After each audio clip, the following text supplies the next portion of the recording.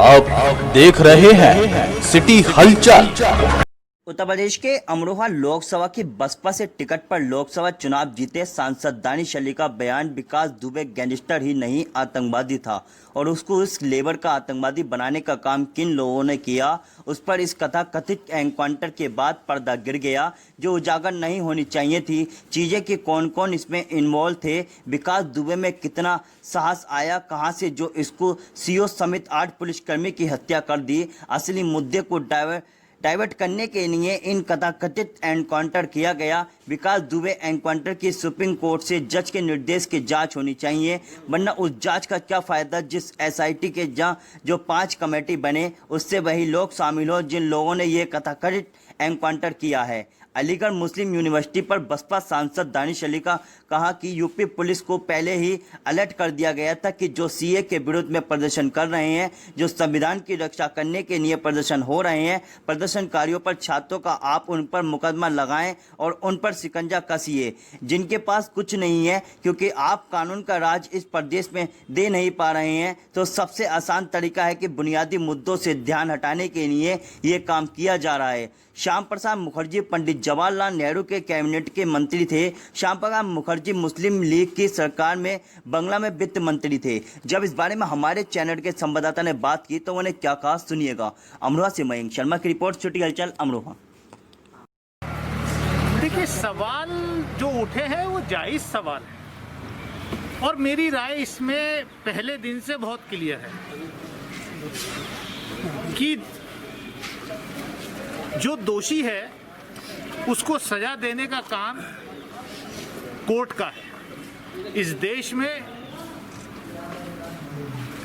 विधायिका, न्यायपालिका और कार्यपालिका, उसके अलग अलग दायित्व और उसके अलग अलग कार्य जो हैं वो संविधान के निर्माताओं ने बहुत अच्छी तरीके से डिफाइन किया। विकास दुबे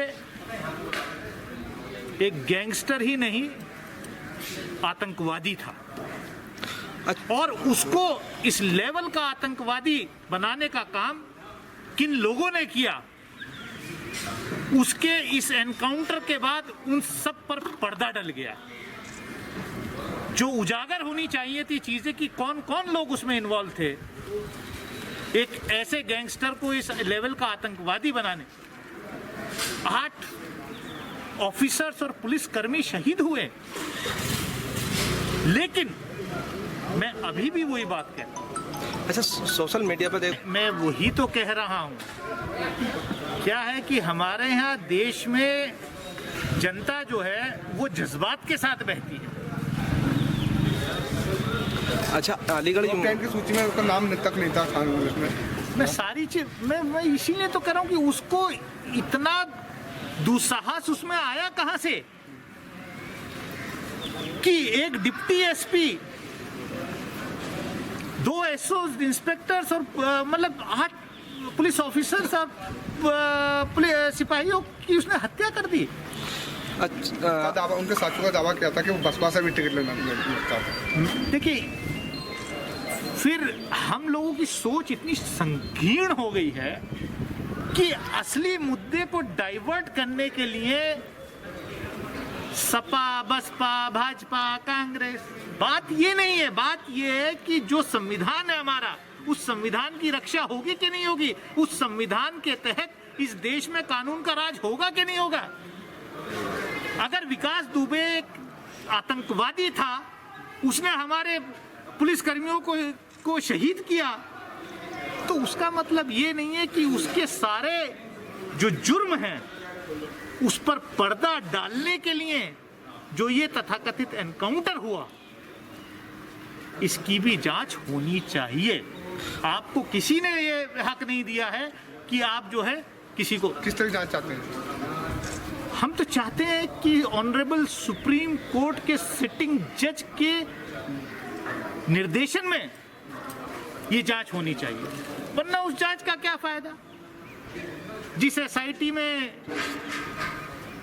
या जिस जांच जो कमेटी बने उसमें वही लोग रहे। आपकी मुखिया चाहती हैं, आप चाहते हैं? आपने सवाल मुझसे कहा ना, किया ना, उन्होंने सवाल आपने सवाल मुझसे किया तो अच्छा, जो अलीगढ़ यूनिवर्सिटी है, अलीगढ़ मुस्लिम यूनिवर्सिटी, उसको बुर्क को लेकर एक बार फिर विवादों के घेरे में आ गई है। 2 छात्रों के खिलाफ जो है मुकदमा दर्ज कर। अब देखिए क्या है कि इस भाई विकास दुबे में कहाँ से ताकत आई, क्योंकि पूरी स्टेट की पुलिस फोर्स को लगा दिया था कि आप जो है, जो सीए के खिलाफ प्रदर्शन हो रहे हैं, जो संविधान की रक्षा करने के लिए प्रदर्शन हो रहे हैं, उन प्रदर्शनकारियों पर, उन लोकतांत्रिक मूल्यों की रक्षा करने वाले छात्र नौजवानों पर आप मुकदमे लगाइए, उन पे उनके पर शिकंजा कसिए, और इस तरीके के जो दुर्त जो गैंगस्टर्स और आतंकवादी थे उनको फ्री खुलेआम छोड़ दिया गया। बात अलीगढ़ यूनिवर्सिटी की हो रही है सांसद जी, इससे पहले भी अलीगढ़ यूनिवर्सिटी जिन्ना के फोटो को लेकर काफ़ी विवादों में रही थी। बात बुरखे को लेकर चल रही है, इस पर आपका क्या कहना है? मैं क्या कह रहा हूँ, जिनके पास कुछ नहीं है उनको, क्योंकि आप कानून का राज इस प्रदेश में दे नहीं पा रहे हैं, तो सबसे आसान तरीका है कि असली मुद्दों से, जो बुनियादी मुद्दे हैं उनसे ध्यान हटाने के लिए, अब जिन्ना कब गए थे अलीगढ़ मुस्लिम यूनिवर्सिटी? श्यामा प्रसाद मुखर्जी पंडित जवाहरलाल नेहरू की कैबिनेट में मंत्री थे। श्यामा प्रसाद मुखर्जी मुस्लिम लीग की सरकार में पश्चिम बंगाल की सरकार में बंगाल में वित्त मंत्री थे। इतिहास के पन्ने जरा पलटने सीखो ना, जिन्होंने सबसे पहले 2 नेशन थ्योरी की मांग की। श्यामा प्रसाद मुखर्जी उनकी सरकार में मंत्री थे, मुस्लिम लीग की सरकार में बंगाल के अंदर फाइनेंस मिनिस्टर थे। अभी हाल ही में बयान आया पीएम का, जो था नेपाल के पीएम का, जी, उन्होंने कहा था कि राम वहाँ के तो नेपाली थे। देखिए, आप बहुत छोटी सी बात में उलझा रहे हैं। हमारे पड़ोसी मुल्क, आखिर कौन सी वजह होगी कि पिछले 6 साल के अंदर हमारे सारे पड़ोसी मुल्क हमारे दुश्मन हो गए? नेपाल से जिसके साथ हमारा रोटी बेटी का रिश्ता था, आज वो हमारे खिलाफ खड़ा हो गया। ये भारत सरकार की विदेश नीति का फेलियर है। चर्चा इस पर कीजिए, चर्चा बुरखे पर, और वहां के प्रधानमंत्री ने क्या बयान दिया इस पर नहीं। फेलियर कहाँ हुआ है? आखिर ये कौन सी वजह होगी कि आप झूला तो झूल रहे थे साबरमती के किनारे? देखिए